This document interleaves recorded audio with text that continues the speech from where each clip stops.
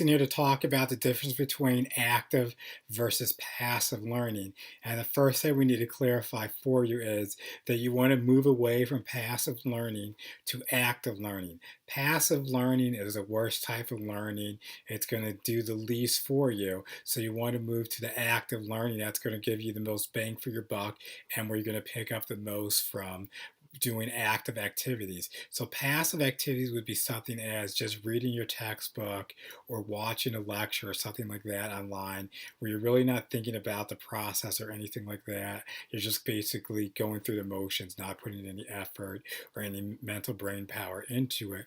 But when you start doing active things, that's really going to force you to think critically and strategically about what you're reviewing, what you're studying, and that's going to help with the retention of the material that you're learning and facilitate long-term learning and memory. So it's not like the next day or so later that you totally forget what you went over the previous day. Obviously, it's not going to just happen automatically that you just use an active learning strategy and then you automatically have it blazed into your brain that it's going to just stick there forever. That's not how it works. But with active learning, you're going to start manipulating the material. You're going to put material in your own words, and you're going to put it together and synthesize it in ways that makes the most sense for you. And I talk about a couple strategies of active learning, reading records, mini lessons, and self-testing. But the biggest thing that you can get out of active learning is that there needs to be feedback. If you're doing any type of studying and you're not getting any feedback where you don't know your progress, if you're getting things right or wrong, or things are just blase, you really can't track your performance, then that's the worst type of learning you want to get you're doing because it's very passive and it's going to give you a law you into a false sense of security that you actually know something when you don't,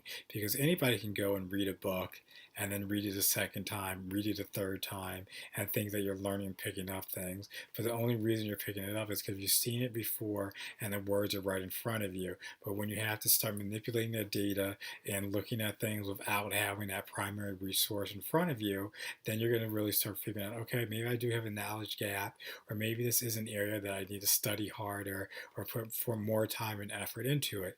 And so I'm going to teach you more ways to definitely break away from passive learning and work towards the active learning. If you can make all of your studying active, that's going to do wonders for you. And the top students, that's what they're doing. They're not just reading and highlighting willy-nilly.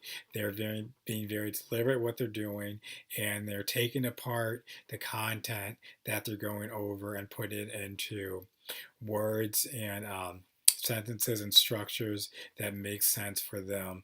And it's basically at the end of a study block, what did you walk away with? What did you make?